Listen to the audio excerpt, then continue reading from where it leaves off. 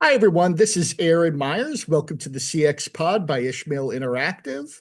Today, I have a very exciting guest to talk about all things CX and trends for the future. Stephen, why don't you introduce yourself and give us a few of your credentials? Yeah, first of all, thank you very much for the invitation, Aaron. I'm super excited to be part of your podcast. So my name is Stephen Van Belleghem. I'm from Europe. I live in Belgium, and I've been in the field of active in the field of customer experience for almost 25 years now. I have an academic background. I did academic research for a few years. Then I went into commercial research for 12 years, studying basically the impact of technology on customer behavior. In the meantime, I published 6 books on the topic. I'm the co-founder of an inspiration company called Nextworks, where we take executives from all over the world to innovative hubs like LA, San Francisco, Dubai, Singapore, China, and we actually want to give people inspiration from the first row by being part of that evolution and seeing it and feeling it from the innovators themselves.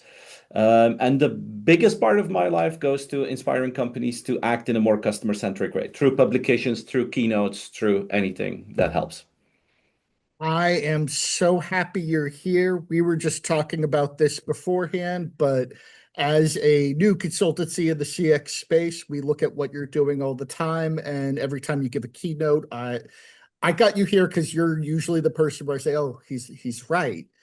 But especially in the field of AI, which you've done a lot of content lately, because there's no way to avoid it. It's the big thing. Right. Um, I like that a lot of your content is what about AI? Because a lot of people are saying, oh, AI is coming. You got to do AI, but they're not getting any further deeper in detail than that. So I actually wanted to cover some of the coming trends that you've identified in the field of CX. Okay. For my audience, you can find Stephen on YouTube. We will post his links in our accompanying article. I highly recommend the CX Trends videos. They're always interesting, always high quality takes, but there's so much more there. I wanted to start with you have a segment or a line of thought about search effort going to near zero. This is because of the advent of AI for search needs, correct? That's correct. Yeah, that's correct. This is going to be a fundamental change, in my opinion, Aaron, because today, if you want to change telco operator or you want to find a cheaper ticket to fly to New York, it takes quite some effort. You go to different Right. sites, you go back, it takes a lot of effort. Imagine that you can send an AI agent out there and say, look, I just bought a ticket for a flight to New York. I paid $500. This is my calendar. Can you just follow the market for me? And as soon as you see a flight that is 10% cheaper around the same time of day, taking into account my calendar, automatically book it for me and cancel the previous one. Imagine that you have a system like this that works while you are sleeping.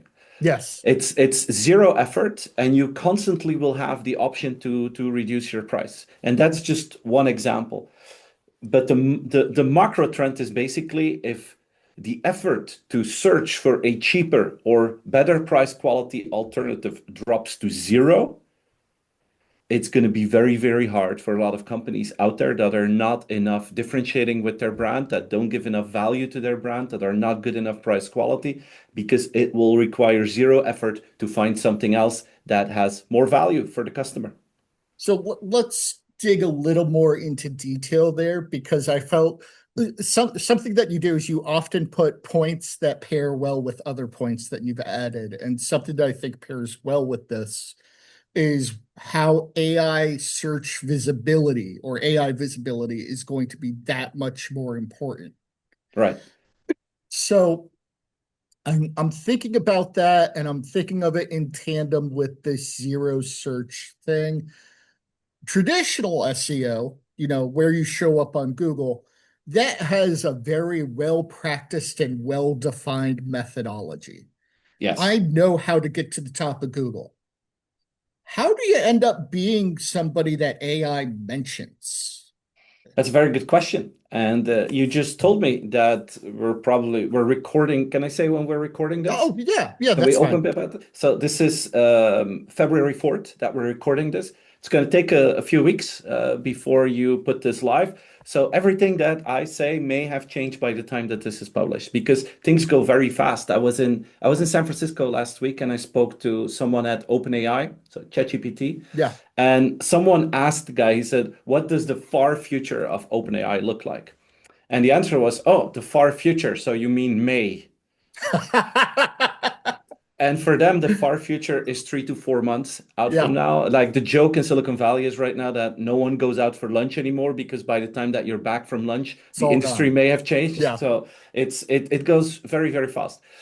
But today the situation is like this. If you want to be found by an algorithm, there are a number of things that are important. It's first of all, its authority is the most important one. So it's not a search engine that looks for the largest amount of links and keywords and those things. right. It looks for the answer that has the highest reliability that is correct for the user who's asking the question. So that means that, for instance, the impact of user-generated content about your brand where others say that you're wonderful has a much higher impact than when you say you're wonderful. In the old world, you could write 10,000 articles and you would be good in SEO, everything would have been fine. Today, you can write 10,000 articles about your own brand, but if I, as a customer, write something that seems to be very credible, my one article may have more impact than the 10,000 others. So its authority is a crucial one. A second thing is imagine that we move to commerce. On Gemini, ChatGPT, we're moving into a world where you will be able to buy, where you already can buy on the platform itself.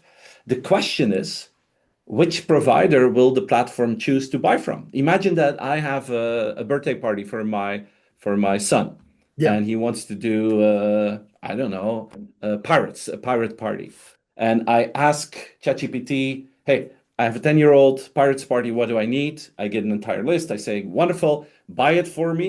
How will it decide if it will buy that on Amazon or on Walmart, for instance? That has to do with, again, reliability.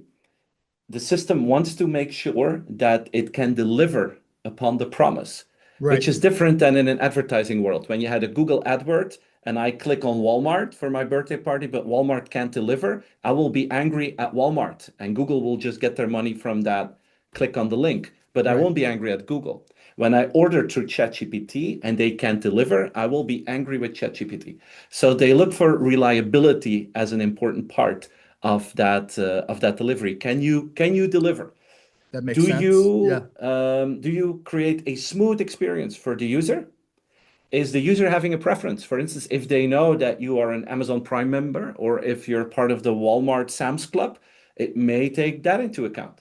And then the last thing, imagine that, and there's a big chance that we're going that direction. Imagine that we're going to have an advertising-based system so that ChatGPT monetizes that choice. And imagine that both Walmart and Amazon are capable of delivering, and I'm fine with both. Then behind the scenes, there will be automated AI agents that start a bidding process. And some will say, "Hey, I'm interesting. happy with 5% margin." The other will say, "I go for 4.9% margin, 4.8." And that will happen in nanoseconds. Right. And that bidding is like the toll gate that you pass, being Amazon and Walmart. And if I don't care as a user, they will choose for me. So I you see like that, that. and I Yeah. can keep on going about this, but you feel that the criteria of decision making are going to be completely different than how our systems of sales and marketing are built today. So, I'm also thinking of two different things. One is I used to work for the Environmental Protection Agency, Okay. and a thing that we ran into all the time was companies posing as multiples of companies, usually for whatever reason. There's a lot of strategic reasons you want to do that.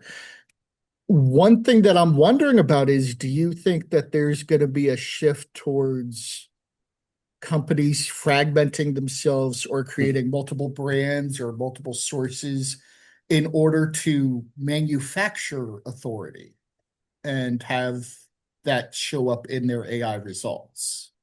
Aaron, brands can be very creative to figure out ways how to hack the system. Yeah. But this is a difficult one to hack because the authority of an external voice is more important than the authority of your own voice. What you're seeing now is that a lot of companies are trying to add content on Reddit because Reddit is a platform that Okay. is Yeah. known where the LLMs go and get their information. Reddit is now thinking, how should we deal with this? Are we going to close it down? Or are we going to charge money for that? So the ecosystems are changing, but one thing is certain, brands will look for hacks to get into that system. And probably some of them will figure out ways how to do that and they will keep it silent to themselves. And then the Right. question is, will the system change? Will everyone do it? So I think in the next 12 to 36 months, we're going to see so much change on the one hand on the platforms that change the rules of engagement. On the other side, the brands that adapt all the time, but also on the user side, because we're going to change our use cases on the platforms as well. So we're going to have a tremendous shift on how this works, what we do, and how we're going to be successful with that. It's going to be crazy to follow, but it's unclear what that final outcome will be. It's going to take a couple of Right. years before we know. So this also reminds me of another point you brought up in oncoming CX trends, which is the increasing value in human interaction Mhm. and how that authenticity is going to increase in value. Now, I'm going to pair this with another point you made because they Okay. seem maybe oppositional or in competition with each other.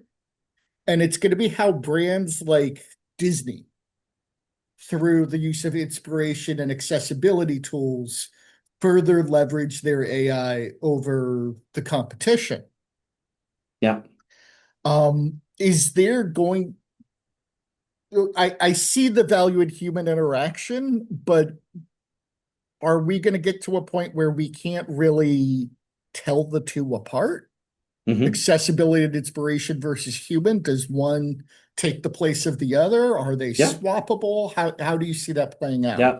Well, I'm working on a new book. It's going to be published at the end of this year, where I work with a model that tries to connect these different points. And my conclusion is that we're going to see three levels of customer relations, three levels of potential loyalty, where the first one is transactional loyalty. I Hmm. buy from you because it's so super easy to buy from you. And to be successful, you need to reinvent convenience. Right. That's level one. Level two, transformational loyalty. I want to become a customer with you because you create value in my life. You become a partner in my life.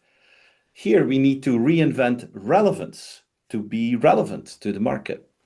The third layer is what I call deep loyalty, where you become a customer because you want to belong to that brand, because you want to be part of that experience. You want to be proud of being a customer of that brand. Here you need to reinvent belonging. And those are three levels that we can focus on. And if you look at transactional loyalty, we don't need humans there. We need efficiency. We Yes. have to make sure we don't waste time of people. Zero effort, proactivity, predictability. Basically, all the buzzwords that you hear about AI these days, in my opinion, this is where the market is focusing on transactional loyalty. Now, the fun part is, and this is the paradox of this whole thing, the more companies invest in transactional loyalty, the better the transactional relationship will become.